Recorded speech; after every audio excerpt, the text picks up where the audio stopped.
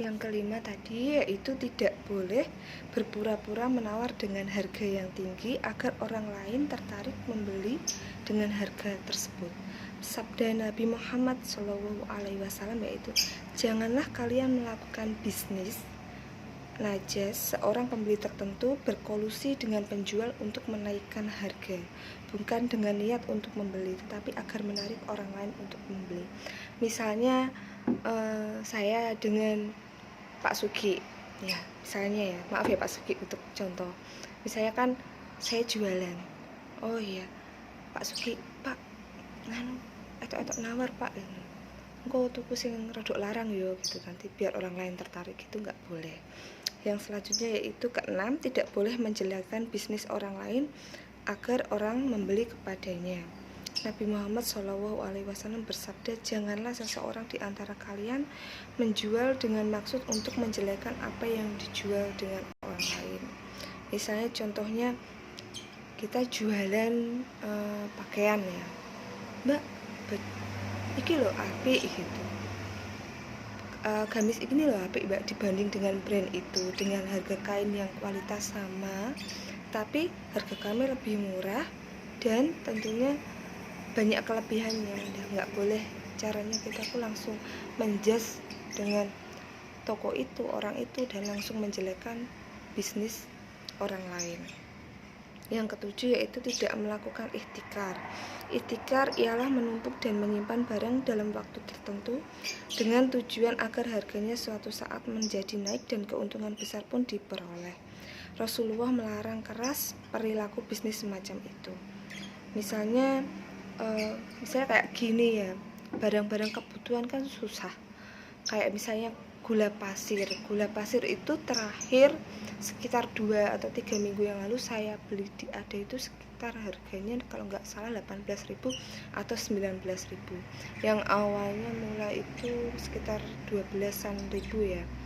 Nah, apalagi di kota-kota besar kan dengan wabah corona seperti ini udah barang susah, dan juga nggak boleh kayak istilahnya tengkulak itu nimbun sampai banyak gitu, nggak boleh, karena hal itu akan menyebabkan kelangkaan dan kenaikan harga, dan itu menyusahkan masyarakat. Yang selanjutnya yaitu ke-8, takaran, ukuran, dan timbangan yang benar. Nggak boleh kayak kita mengurangi, minta, dan kita sebagai pembeli juga nggak boleh minta dipenuhi, maksudnya dipenuhi itu atau lebih dari takaran tersebut. Yang ke-9 yaitu bisnis tidak boleh mengganggu kegiatan ibadah kepada Allah. Jadi kalau misalnya berbisnis waktunya sholat ya sholat. Misalnya pagi-pagi kita kan ada juga beberapa pedagang gitu atau maghrib gitu, warung gitu waktunya sholat, mereka malah rame. Nah itu bisa gantian, nggak boleh langsung oh iya banyak pembeli eman-eman gitu kan, malah jadinya nggak berkah, keuntungannya juga nggak berkah buat kitanya, juga malah jadinya dosa. Yang selanjutnya yaitu ke-10, membayar upah sebelum keringat karyawan kering. Maksudnya yaitu bersegeralah menunaikan hak si pekerja. Begitu juga bisa dimaksud jika telah ada kesepakatan pemberian gaji tiap bulannya. Yang ke-11 yaitu tidak ada monopoli. Contohnya yaitu misalnya kayak kita memasuki atau kita menyetori barang-barang kepada, misalnya kita kayak bos beras gitu, cuman kita aja yang masukin, orang lain bukannya nggak bisa masukin, tapi nggak boleh dimasukin sama kita, misalnya diancam atau apa, itu nggak boleh, karena hal itu juga akan menyusahkan mereka, nggak tahu harga sebenarnya berapa, dan bikin ketergantungan juga sama yang monopoli tersebut. Yang ke-12 yaitu tidak boleh melakukan bisnis dalam kondisi bahaya, mudorot, yang dapat merugikan dan merusak kehidupan individu dan sosial. Misalnya yaitu larangan melakukan bisnis senjata di saat terjadi kekacauan publik, dan tidak boleh menjual barang halal, itu seperti anggur, juga botolnya, dan lain-lain kepada produsen minuman keras, karena ia diduga keras mengolahnya menjadi miras. Nah, yang ke-13 yaitu komoditi bisnis yang dijual adalah barang yang suci dan halal, bukan barang yang haram seperti babi, anjing, minuman keras, dan lain-lain. Nabi Muhammad SAW bersabda, sesungguhnya Allah mengharamkan bisnis miras, bangkai, babi, dan patung-patung. Yang ke-14 yaitu bisnis dilakukan dengan sukarela tanpa ada paksaan. Misalnya kita diajak berbisnis sama teman kita tapi kita dipaksa. Nah, itu juga nggak boleh. Yang ke-15 yaitu segera melunasi kredit yang menjadi kewajibannya. Rasulullah SAW memuji seorang muslim yang memiliki perhatian serius dalam pelunasan hutangnya. Sabda Nabi Muhammad SAW, sebaik-baik kamu adalah orang yang paling segera membayar hutangnya. Kadang kan kalau misalnya berapa kita temui, kayak misalnya kita kulaan baju sama produsen gitu, kadang sebagai pedagang gitu kan, mbak utang sik yo, engko nek wis laku tak bayar lah. Kadang kan dibayar nanti utang lagi lah, seperti itu. Kalau perjanjiannya utangnya sebulan ya sebulan, jangan sampai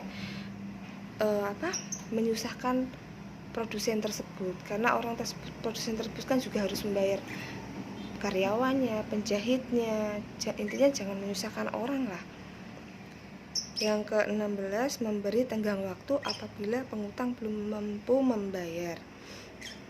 Jadi kalau misalnya ada yang utang sama kita dalam hal berbisnis, mungkin dia habis ketipu, jadi dikasih tenggang waktu, kan kasihan. Saya mau sedikit cerita ya, kan sekarang ini kan lagi pandemi corona.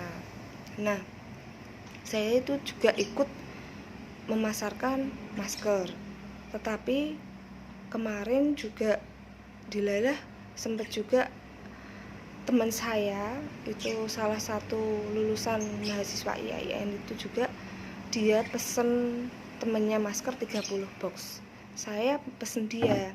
Nah, awalnya tuh dia minta DP 50% dari saya, mbak misalnya mau minta berapa box, misalnya minta 5 box berapa box gitu, minta 50%. Saya nggak mau, saya udah curiga, soalnya kan nggak ada ketentuannya, setahu saya seperti itu. Terus sudah saya DP dulu 250. Ternyata